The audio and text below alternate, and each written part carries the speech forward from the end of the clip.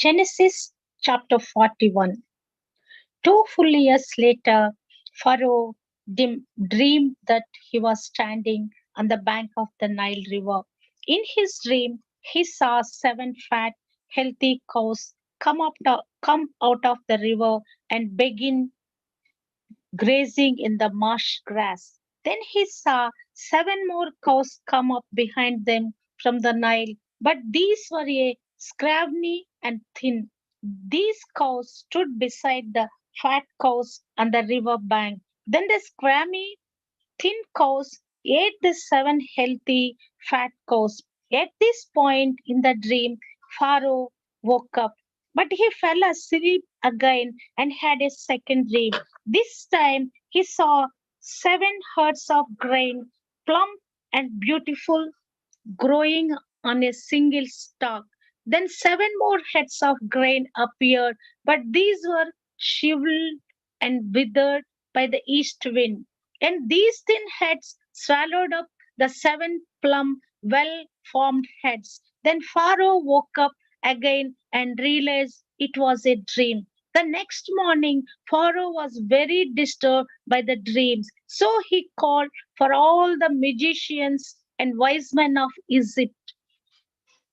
When Pharaoh told them his dreams, not one of them could tell him what they meant.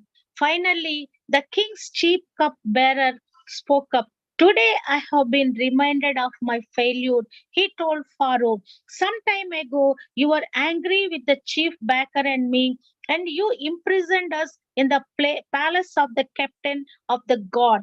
One night, the chief baker and I each had a dream, and each dream had its own meaning. There was a young Hebrew man with us in the prison who was a slave of the captain of the guard. We told him our dreams, and he told us what each of our dreams meant, and everything happened just he had predicted. I was restored to my position as cupbearer, and the chief baker was executed, impaled on a pole.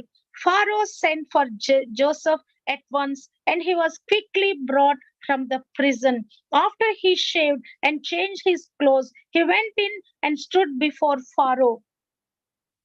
Then Pharaoh said to Joseph, I had a dream last night, and no one here can tell me what it means. But I have heard that when you hear about a dream, you can interpret it. It is beyond my power to do this. Joseph replied, but God can tell you what it means and set you at ease.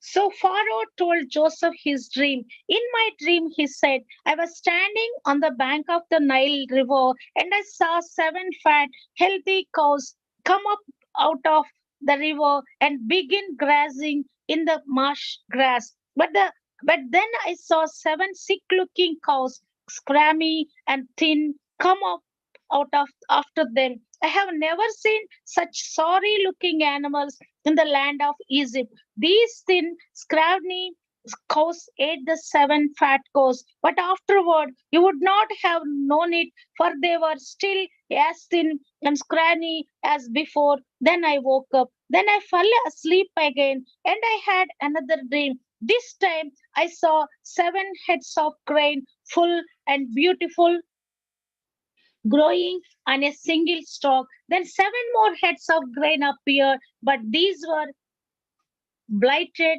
shriveled, and withered by the east wind. And the shriveled heads swallowed the seven healthy heads. I told these dreams to the magicians, but no one could tell me what they mean.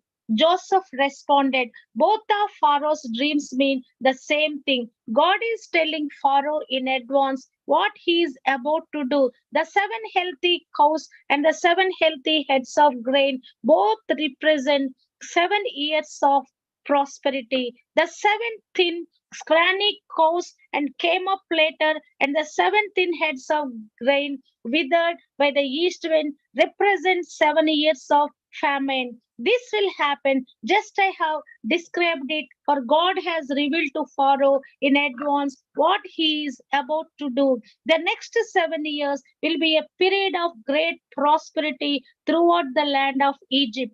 But afterward, there will be 7 years of famine so great that all the prosperity will be forgotten in Egypt.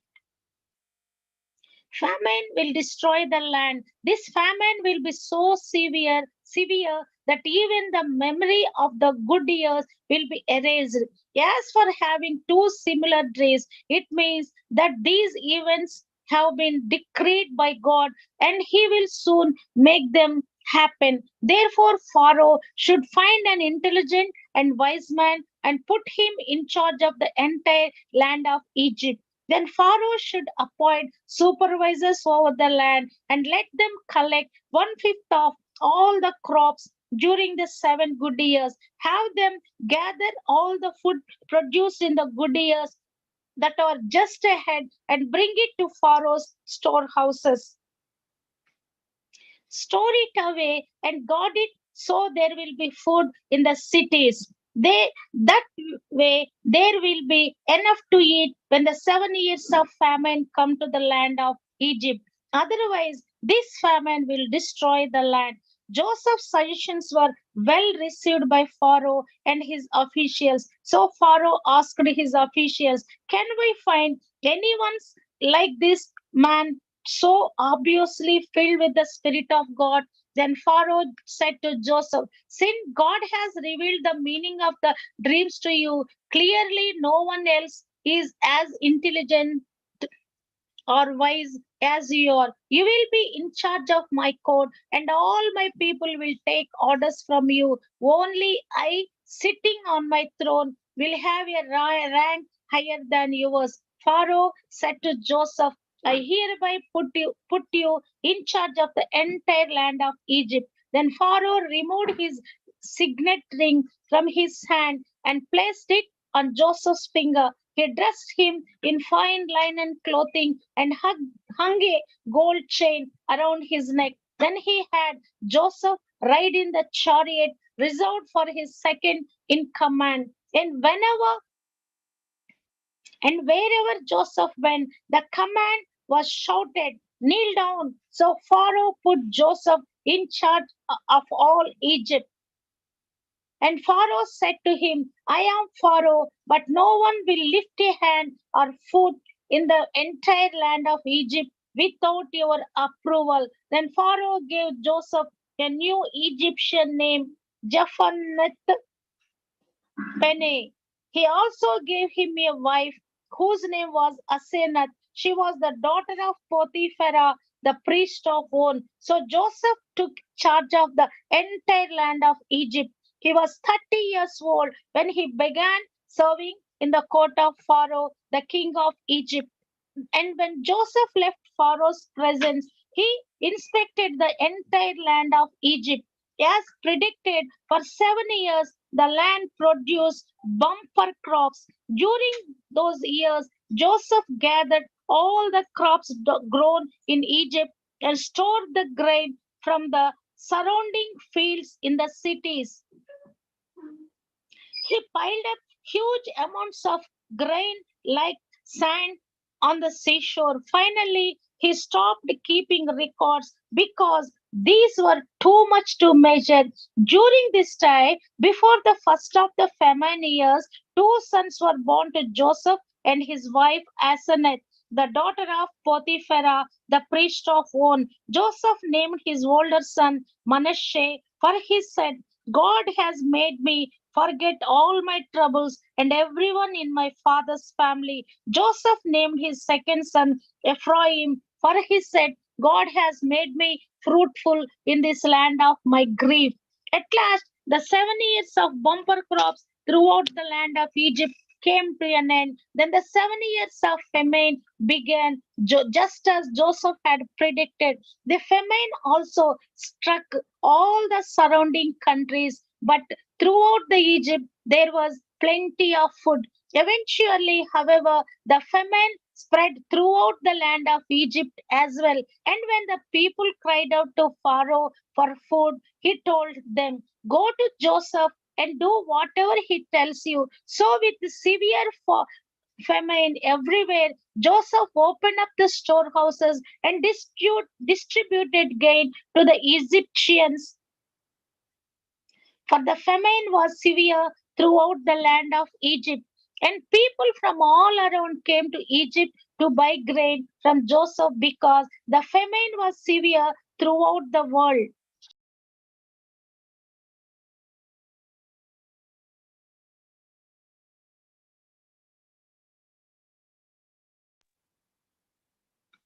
Chapter 42.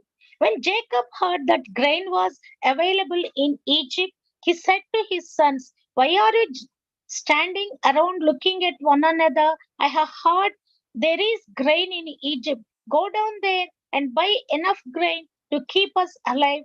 Otherwise, we will die." So Joseph's 10 older brothers went down to Egypt to buy grain. But Jacob would not let Joseph's younger brother Benjamin go with them for fear some harm might come to him. So Jacob's sons arrived in Egypt along with others to buy food, for the famine was in Canaan was as well. Since Joseph was governor of all Egypt and in charge of selling grain to all the people, it was to him that his brothers came. When they arrived, they bowed before him with their faces to the ground. Joseph recognized his brothers instantly, but he pretended to be a stranger and spoke harshly to them. "Where are you from?" he demanded. "From the land of Canaan," they replied. "We have come to buy food." Although Joseph recognized his brothers, they did not recognize him, and he remembered the dreams he had about them many years before. He said to them, "You are spies. You have come to see how vulnerable our land has become." "No, my lord," they exclaimed. "Your servants have simply come to buy food. We are all brothers, members of the same family. We are honest men, sir. We are not spies." "Yes, you are," Joseph insisted. "You have come to see how vulnerable our lands has become, sir," they said. "There are actually 12 of us. We, your servants, are all brothers, sons of man, living in the land of Canaan. Our youngest brother is back there with our father right now, and one of our brothers is no longer with us." But Joseph insisted, "As I said, you are spies. This is how I will test your story. I swear by the life of Pharaoh that you will never leave Egypt unless your younger brother comes here. One of you must go and get your brother. I will keep the rest of you here in prison. Then we will find out whether or not your story is true. By the life of Pharaoh, if it turns out that you don't have a younger brother, then I will know you are spies." So Joseph put them all in prison for 3 days.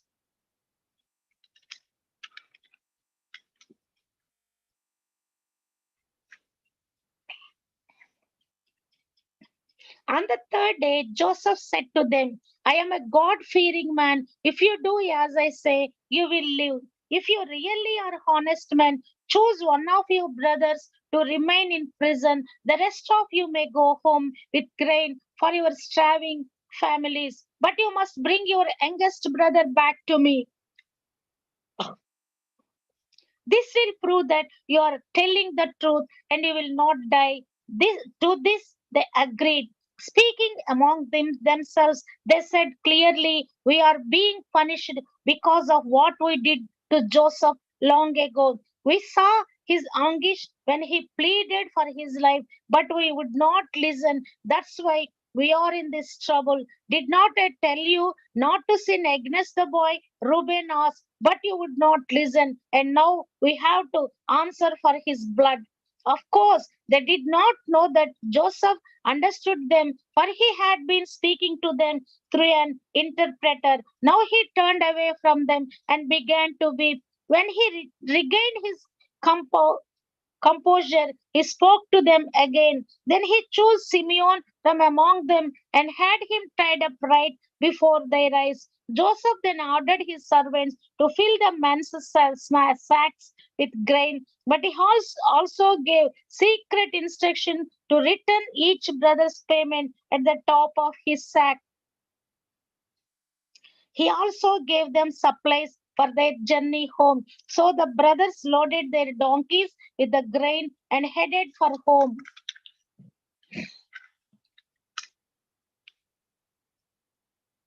But when they stopped for the night, and one of them opened his sack to get grain for his donkey, he found his money in the top of his sack. Look, he exclaimed to his brothers, my money has been returned. It's here in my sack. Then their hearts sank. Trembling, they said to each other, what has God done to us? When the brothers came to their father, Jacob, in the land of Canaan, they told him everything that had happened to them.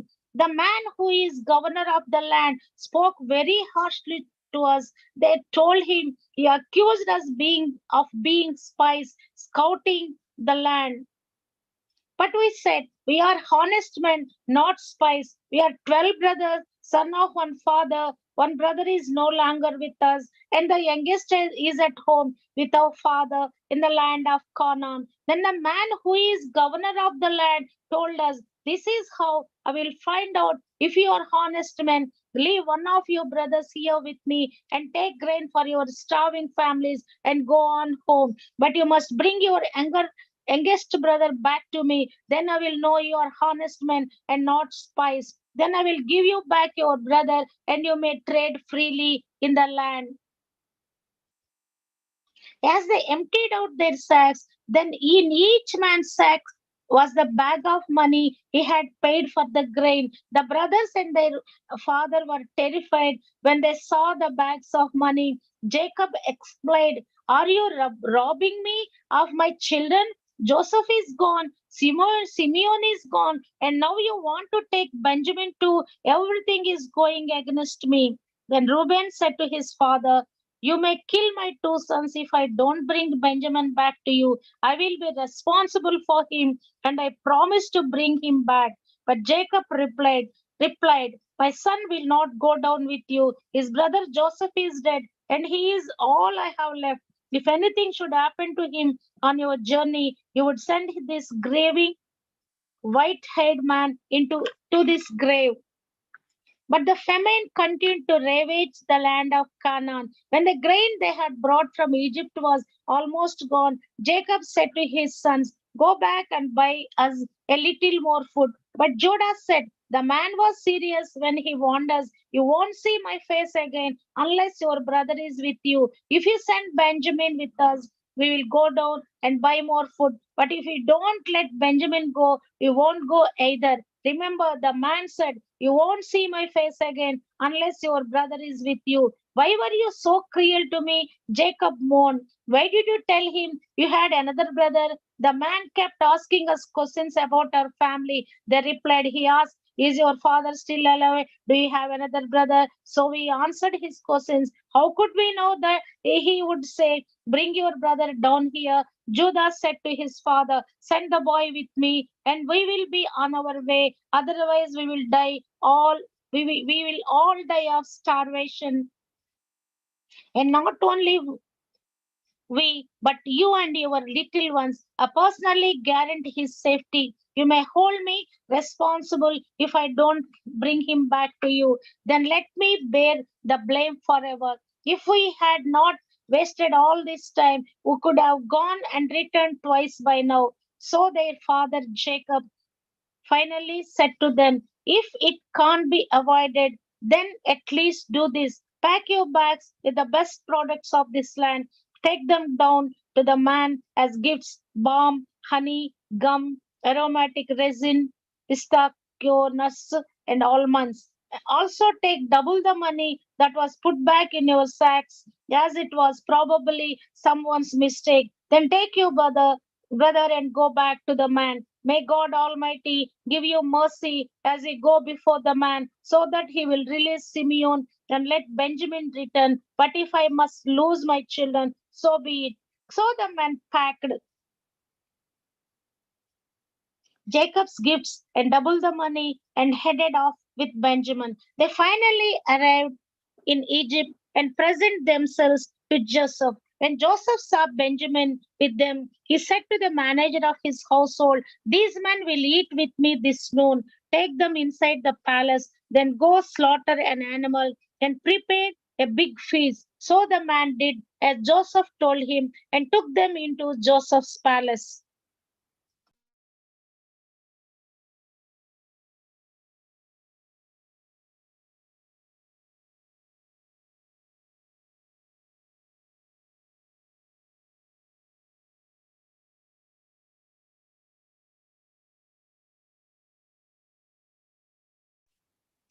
The brothers were terrified when they saw that they were being taken into Joseph's house. "It's because of the money someone put in our sacks last time we were here," they said.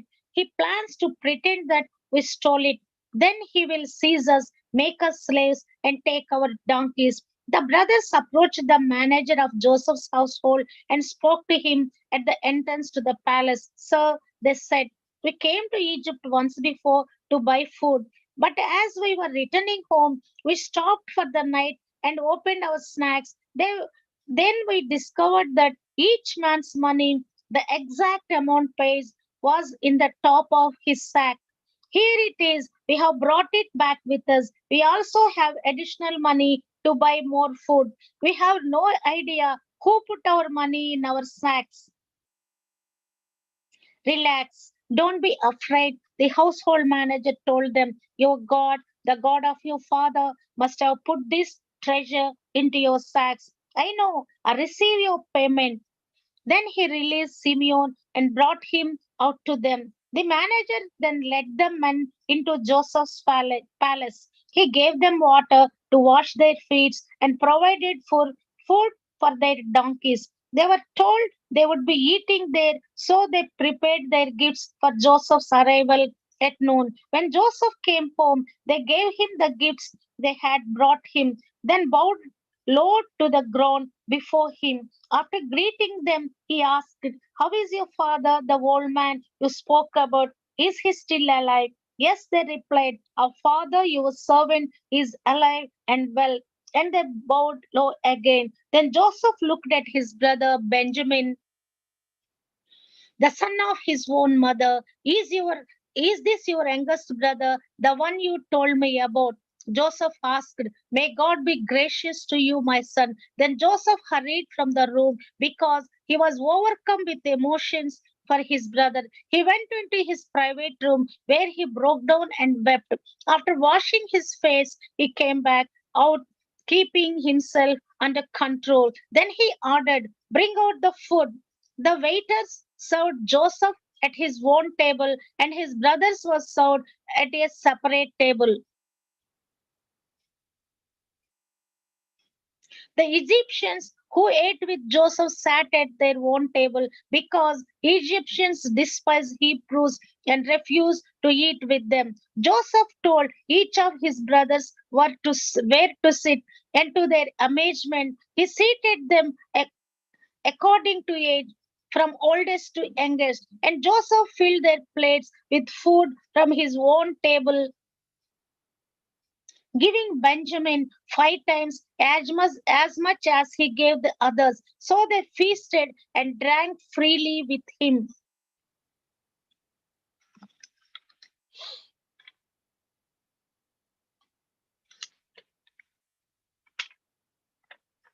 Genesis chapter 44. When his brothers were ready to leave, Joseph gave these instructions to his palace manager: "Fill each of their sacks with as much grain as they can carry, and put each man's money back into his sack. Then put my personal silver cup at the top of the youngest brother's sack, along with the money for his grain." So the manager did as Joseph instructed him. The brothers were up at dawn and were sent on their journey with their loaded donkeys. But when they had gone only a short distance and were barely out of the city. Joseph said to his palace manager, chase after them and stop them. When you catch up with them, ask them, why have you repaid my kindness with such evil? Why have you stolen my master's silver cup, which he uses to predict the future? What a wicked thing you have done. When the palace manager caught up with the men, he spoke to them as he had been instructed. What are you talking about? The brothers responded, we are your servants and would never do such a thing. Did not we return the money we found in our sacks? We brought it back all the way from the land of Canaan. Why would we steal your silver or gold from your master's house? If you find his cup with any one of us, let that man die, and all the rest of us, my lord, will be your slaves. That's fair, the man replied. But only the one who stole the cup will be my slave. The rest of you may go free. They all quickly took their sacks from the backs of their donkeys and opened them. The palace manager searched the brothers' sacks from the oldest to the youngest, and the cup was found in Benjamin's sack. When the brothers saw this, they tore their clothing in despair. Then they loaded their donkeys again and returned to the city. Joseph was still in his palace when Judah and his brothers arrived, and they fell to the ground before him. What have you done? Joseph demanded. Don't you know that a man like me can predict the future? Judah answered,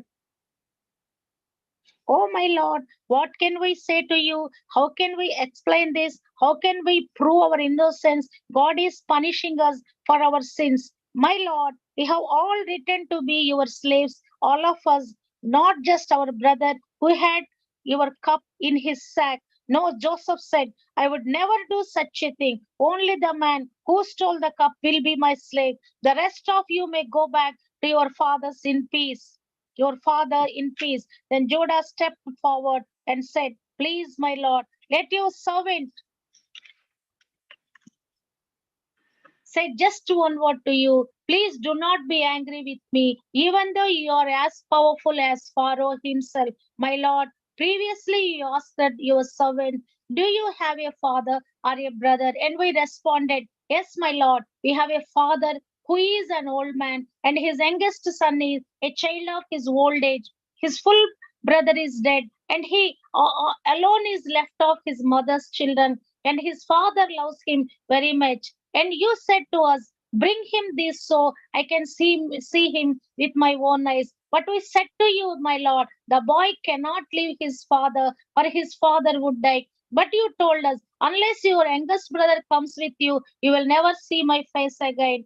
So we returned to your servant, our father, and told him what you had said. Later, when he said, go back again and buy us more food, he replied, we can't go unless you let our youngest brother go with us.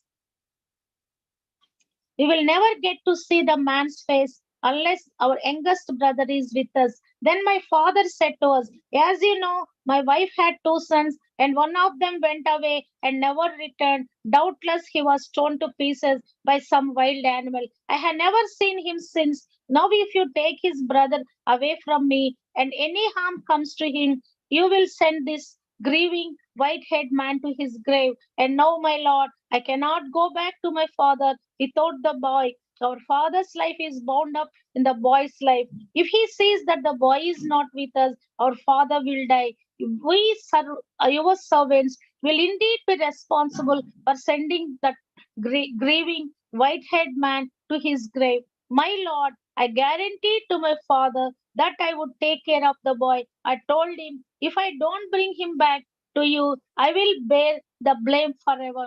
So please, my lord, let me stay here as a slave instead of the boy, and let the boy return with his brothers. For how can I return to my father if the boy is not with me? I could not bear to see the anguish this would cause my father. Chapter 45. Joseph could stand it no longer. There were many people in the room, and he said to his attendants, out, all of you. So he was alone with his brothers when he told them, who he was. Then he broke down and wept. He wept so loudly the Egyptians could hear him. The word of it quickly carried to Pharaoh's palace. I am Joseph, he said to his brothers. Is my father still alive? But his brothers were speechless. They were stunned to realize that Joseph was standing there in front of them. Please come closer, he said to them. So they came closer, and he said again, I am Joseph, your brother, whom you sold into slavery in Egypt. But don't be upset and don't be angry with yourself for selling me to this place. It was God who sent me here ahead of you to preserve your lives.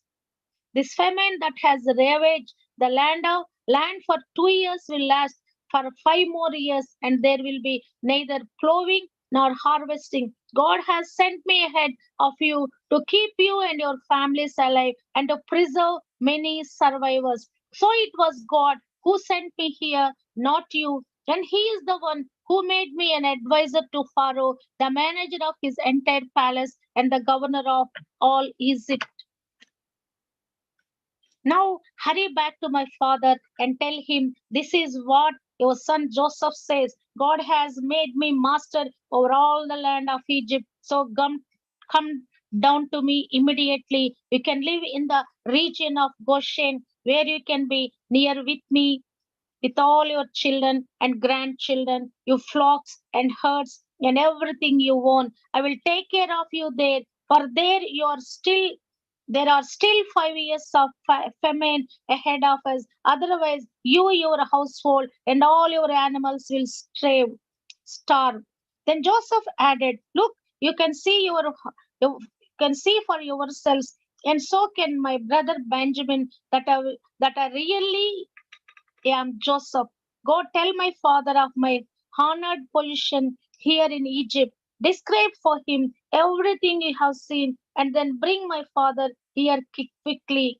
Weeping with joy, he embraced Benjamin, and Benjamin did the same. Then Joseph kissed each of his brothers and wept over them. And after that, they began talking freely with him. The news soon reached Pharaoh's palace. Joseph's brothers have arrived. Pharaoh and his officials were all delighted to hear this. Pharaoh said to Joseph, tell your brothers, this is what you must do. Load your pack animals and hurry back to the land of Canaan. Then get your father and all of your families and return here to me. I will give you the very best land in Egypt, and you will eat from the best that the land produces.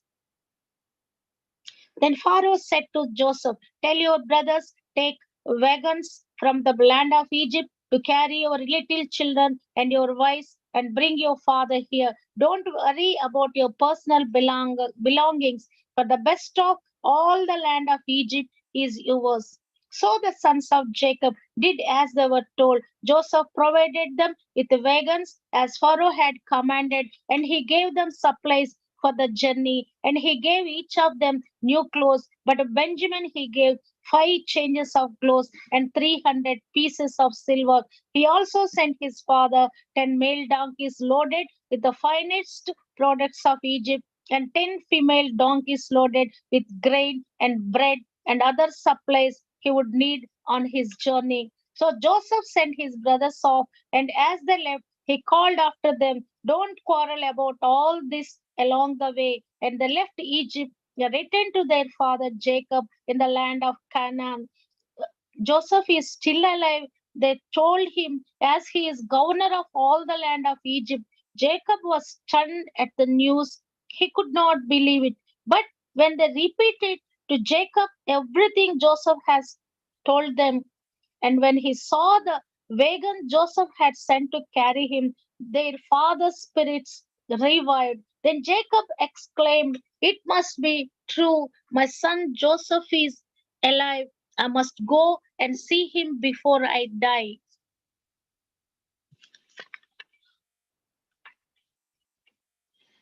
Genesis chapter 46. So Jacob set out for Egypt with all his possessions. And when he came to Beersheba, he offered sacrifices to the God of his father Isaac. During the night, God spoke to him in a vision. Jacob, Jacob, he called. Here I am, Jacob replied. I am God, the God of your father. The voice said, do not be afraid to go down to Egypt, for there I will make your family into a great nation. I will go with you down to Egypt, and I will bring you back again. You will die in Egypt, but Joseph will be with you to close your eyes. So Jacob left Beersheba, and his sons took him to Egypt. They carried him and their little ones and their wives in the wagons Pharaoh had provided for them. They also took all their livestock and all the personal belongings they had acquired in the land of Canaan. So Jacob and his entire family went to Egypt. Sons and grandsons, daughters and granddaughters, all his descendants. These are the names of the descendants of Israel, the sons of Jacob, who went to Egypt. Reuben was Jacob's oldest son. The son of Reuben were Hanok, Pallu, Hezron, and Carmi. The sons of Simeon were Jemuel, Jamin, Ohad, Jakin, Johar, and Shaul. Shaul's mother was a Canaanite woman. The sons of Levi were Gershon, Kohath, and Merari. The sons of Judah were Er, Onan, Shelah, Perez, and Jerah. Though Er and Onan had died in the land of Canaan, the sons of Perez were Hezron and Hamul. The sons of Issachar were Tola, Pua, Jeshub, and Shimron.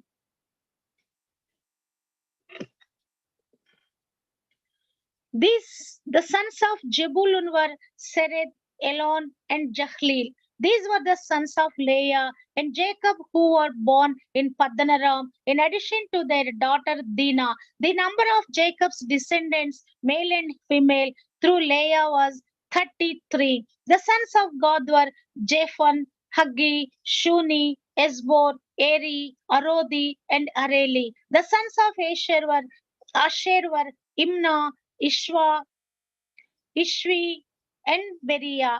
Their sister was Sarah. Beriah's sons were Heber and Malkiel. These were the sons of Jilpah, the servant given to Leah by her father Laban. The number of Jacob's descendants through Jilpah was 16. The sons of Jacob's wife Rachel were Joseph and Benjamin. Joseph's sons, born in the land of Egypt, were Manasseh and Ephraim. Their mother was Asenath, daughter of Potiphera, the priest of On. Benjamin's sons were Bela, Becher, Ashbel, Gera, Naaman, Ehi, Rosh, Muppim, Huppim, and Ard. These were the sons of Rachel and Jacob. The number of Jacob's descendants through Rachel was 14. The sons of Don was Hushim. The sons of Naphtali were Jahlil, Guni, Jejer, and Shillem. These were the sons of Bilhah, the servant given to Rachel by her father Laban. The number of Jacob's descendants through Bilhah was 7. The total number of Jacob's direct descendants who went with him to Egypt, not counting his sons' wives, with was 66. In addition, Joseph had two sons who were born in Egypt, so altogether were 70. Altogether, there were 70 members of Jacob's family in the land of Egypt. As they neared their destination, Jacob sent Judah ahead to meet Joseph and get directions to the region of Goshen. And when the family arrived there, Joseph prepared his chariot and traveled to Goshen to meet his father Jacob. When Joseph arrived, he embraced his father and wept, holding him for a long time. Finally, Jacob said to Joseph, now I am ready to die, since I have seen your face again and know you are still alive. And Joseph said to his brothers and to his father's entire family, I will go to Pharaoh and tell him, my brothers and my father's entire family have come to me from the land of Canaan. These men are shepherds and they raise livestock. They have brought with them their flocks and herds and everything they own. Then he said, when Pharaoh calls for you and asks you about your occupation, you must tell him, we your servants have raised livestock all our lives, as our ancestors have always done. When you tell him this, he will let you live here in the region of Goshen, for the Egyptians despise shepherds. Chapter 47. Then Joseph went to see Pharaoh and told him, my father and my brothers have arrived from the land of Canaan. They have come with all their flocks and herds and possessions, and they are now in the region of Goshen. Joseph took 5 of his brothers with him and presented them to Pharaoh. And Pharaoh asked the brothers, what is your occupation? They replied, we, your servants, are shepherds, just like our ancestors. We have come to live here in Egypt for a while, for there is no pasture for our flocks in Canaan. The famine is very severe there, so please, we request permission to live in the region of Goshen. Then Pharaoh said to Joseph, now that your father and brothers have joined you here, choose any place in the entire land of Egypt from them to live. Give them the best land of Egypt. Let them live in the region of Goshen, and all of them have special skills. Put them in charge of my livestock too. Then Joseph brought in his father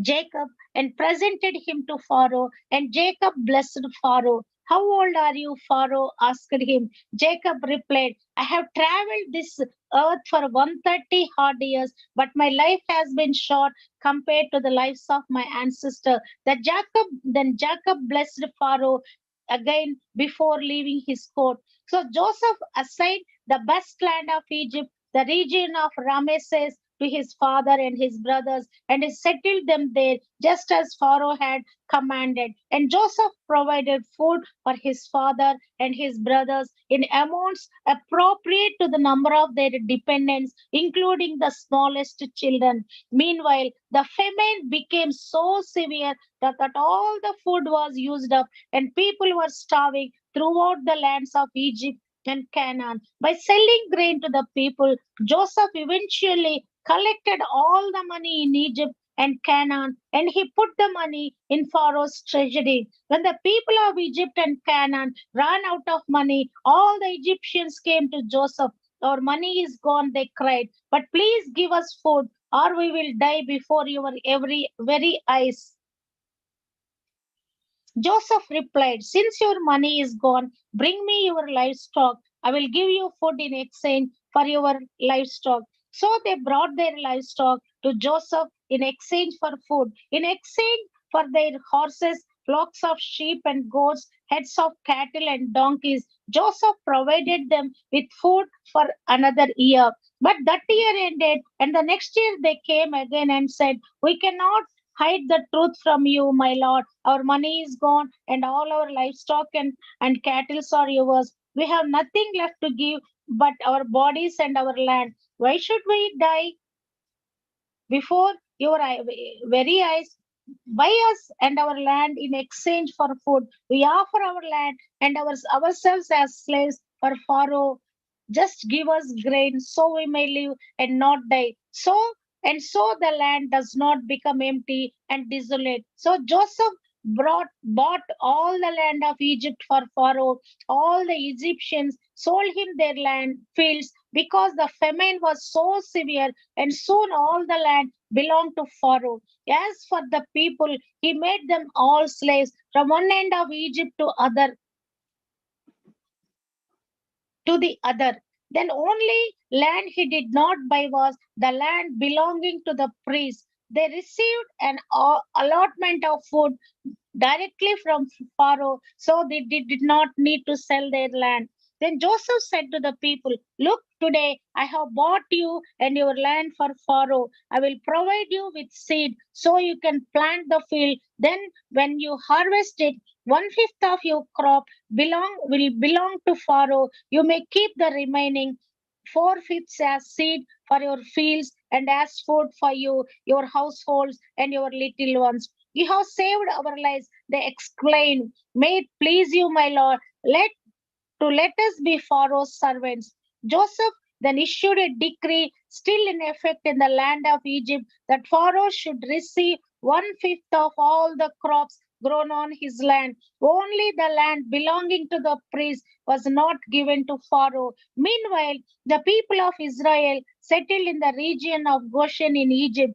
There they acquired property and they were fruitful, and their population grew rapidly. Jacob lived for 17 years after his arrival in Egypt, so he lived 147 years in all.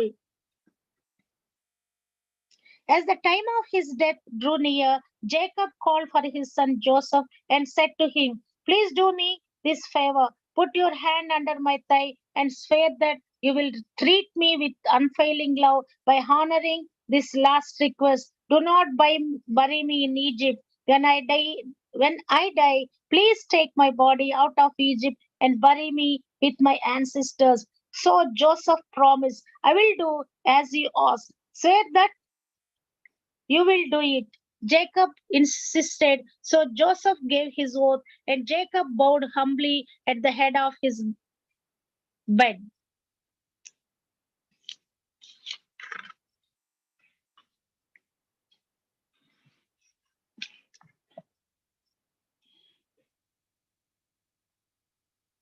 One day, not longer after this, Genesis 48.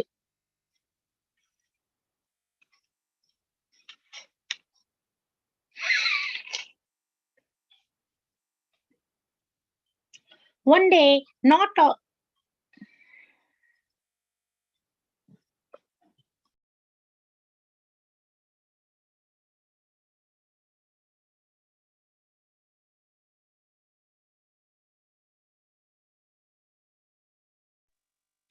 Genesis chapter 48. One day, not long after this, word came to Joseph, "Your father is falling rapidly." So Joseph went to visit his father and took him with his two sons, Manasseh and Ephraim. When Joseph arrived, Jacob was told, "Your son Joseph has come to see you." So Jacob gathered his strength and sat up in his bed.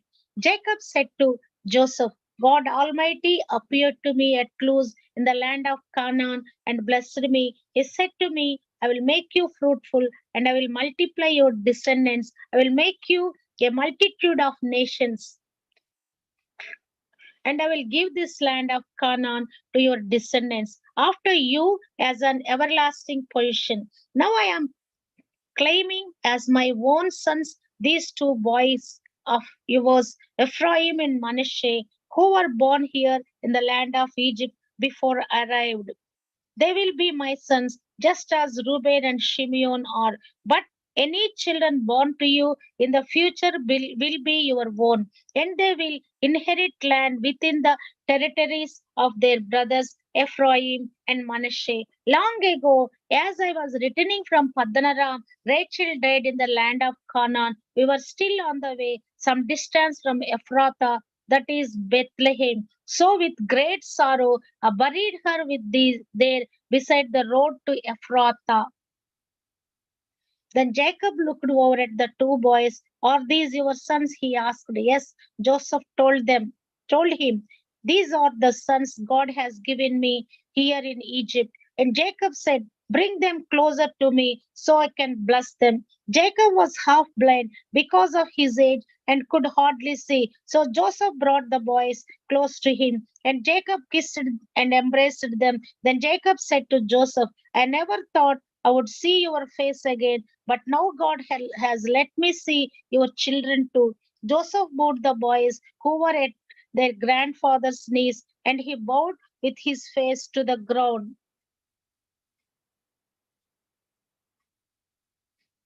Then he positioned the boys in front of Jacob. With his right hand, he directed Ephraim toward Jacob's left hand, and with his left hand, he put Manasseh at Jacob's right hand. But Jacob crossed his arms as he reached out to lay his hand on the boys' heads. He put his right hand over the head of Ephraim, though he was the younger boy, and his left hand on the head of Manasseh, though he was the firstborn. Then he blessed Joseph and said, "May the God before whom my grandfather Abraham and my father Isaac walked the God who has been my shepherd all my life to this very day, the angel who has redeemed me from all harm. May he bless these boys. May they preserve my name and the names of Abraham and Isaac, and my and may their descendants multiply greatly throughout the earth. But Joseph was upset when he saw that his father placed his right hand on Ephraim's head. So Joseph lifted it to move it from Ephraim's head to Manasseh's head. No, my father, he said, this one is the firstborn. Put your right hand on his head. But his father refused. I know, my son, I know.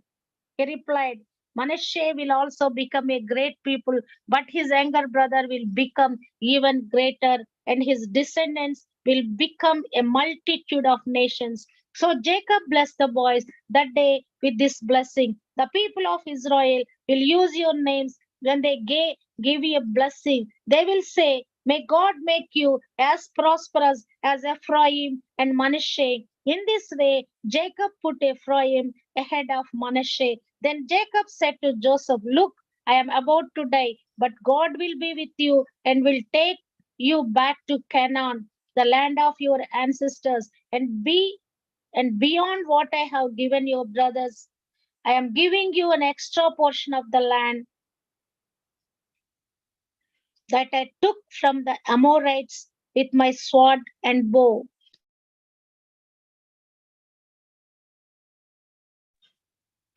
Then Jacob called together all his sons and said, gather around me, and I will tell you what will happen to each of you in the days to come.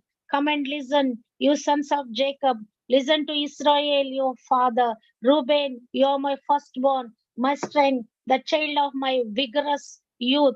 You are the first in rank and first in power, but you are as unruly as a flood, and you will be the first no longer, for you went to bed with my wife. You defiled my marriage couch.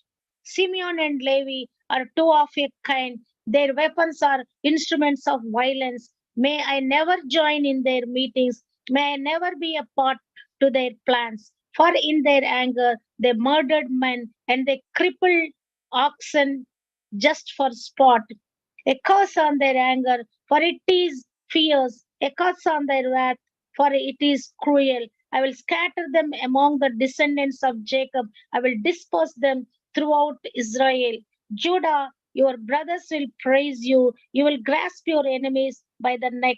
All your relatives will bow before you. Judah, my son, is a young lion that has finished eating its prey. Like a lion, he crouches and lies down. Like a lioness who dares to rouse him, the scepter will not depart from Judah, nor the ruler's staff from his descendants, until the coming of the one to whom it belongs, the one whom all nations will honor. He ties his foal to a grapevine, the colt of his donkey to a choice wine. He washes his clothes in wine, his robes in the blood of grapes. His eyes are darker than wine, and his teeth are whiter than milk. Jebulun will settle by the seashore and will be a harbor for ships. His borders will extend to Sidon. Issachar is a sturdy donkey resting between two saddle packs. When he sees how good the countryside is and how pleasant the land, he will bend his shoulder to the Lord and submit himself to hard labor. Don will govern his people like any other tribe in Israel. Dawn will be a snake beside the road, a poisonous viper along the path that bites the horse's hooves, so its rider is thrown off. A trust in you for salvation, O Lord. God will be attacked by marauding bands, but he will attack them when they retreat. Asher will dine on rich foods and produce food for fit for kings. Naphtali is a dove set free that bears fruitful fawns. Joseph is the foal of wild donkey, the foal of a wild donkey at a spring, one of the wild donkeys on the ridge. Archers attacked him savagely. They shot at him and harassed him, but his bow remained taut, and his arms were strengthened by the hands of the mighty one of Jacob, by the shepherd, the rock of Israel. May the God of your father help you. May the Almighty bless you with the blessings of the heavens above and blessings of the watery depths below and the blessings of the breast and womb. May the blessings of your father surpasses the blessings of the ancient mountains, reaching to the heights of the eternal hills. May the blessings rest on the head of Joseph, who is a prince among his brothers. Benjamin is a ravenous wolf, devouring his enemies in the morning and dividing his plunder in the evening. These are the 12 tribes of Israel, and this is what their father said as he told his sons goodbye. He blessed each one with an appropriate message. Then Jacob instructed them, soon I will die and join my ancestors. Bury me with my father and grandfather in the cave in the field of Ephron the Hittite. This is the cave in the field of Machpelah near Mamre in Canaan that Abraham brought from Ephron the Hittite as that Abraham bought from Ephron the Hittite as a permanent burial site. There, Abraham and his wife Sarah are buried. There, Isaac and his wife Rebekah are buried. And there, I buried Leah. It is the plot of land and the cave that my grandfather Abraham bought from the Hittites. When Jacob had finished his charge to his sons, he drew his feet into the bed, breathed his loss, and joined his ancestors in death. Genesis chapter 50. Joseph threw himself on his father and wept over him and kissed him. Then Joseph told the physicians who served him to embalm his father's body. So Jacob was embalmed. The embalming process took the usual 40 days, and the Egyptians mourned his death for 70 days. When the period of mourning was over, Joseph approached Pharaoh's advisors and said, please do me this favor and speak to Pharaoh on my behalf.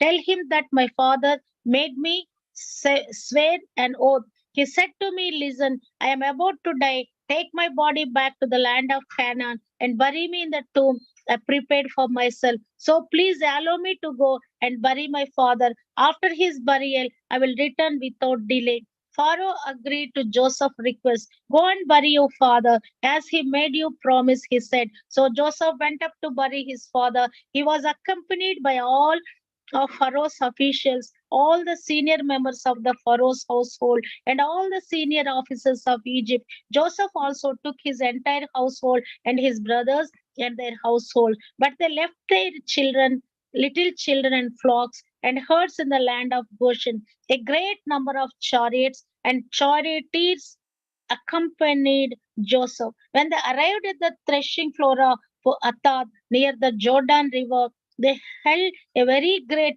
and solemn memorial service with a 7 day period of mourning for Joseph's father. The local residents, the Canaanites, watched them mourning at the threshing floor of Atad. Then they renamed the place, which is near the Jordan, Abel Mizraim, for they said, this is a place of deep mourning for these Egyptians. So Jacob's sons did as he had commanded them. They carried his body to the land of Canaan and buried him in the cave in the field of Mac- Machpelah near Mamre. This is the cave that Abraham had bought as a permanent burial site from Ephron the Hittite. After burying Jacob, Joseph returned to Egypt with his brothers and all who had accompanied him to his father's burial. But now that their father was dead, Joseph's brothers became fearful. Now Joseph will show his anger and pay us back for all the wrong we did to him, they said. So they sent this message to Joseph. Before your father died, he instructed us to say to you, please forgive your brothers for the great wrong they did to you, for their sin in treating you so cruelly. So we, servants of the God of your father, beg you to forgive our sin. When Joseph received the message, he broke down and wept. Then his brothers came and threw themselves down before Joseph. Look, we are your slaves, they said. But Joseph replied, don't be afraid of me. Am I God that I can punish you? You intended to harm me, but God intended it all for a good. He brought me to this position so I could save the lives of many people. No, don't be afraid. I will continue to take care of you and your children. So he reassured them by speaking kindly to them. So Joseph and his brothers and their families continued to live in Egypt. Joseph lived to the age of 110. He lived to see three generations of descendants of his sons Ephraim, and he lived to see the birth of the children of Manasseh's son Machir, whom he claimed as his own. Soon I will die, Joseph told his brothers, but God will surely come to help you and lead you out of this land of Egypt. He will bring you back to the land he solemnly promised to give to Abraham, to Isaac, and to Jacob. Then Joseph made the sons of Israel swear an oath, and he said, when God comes to help you and lead you back, you must take my bones with you. So Joseph died at the age of 110. The Egyptians embalmed him, and his body was placed in a coffin in Egypt.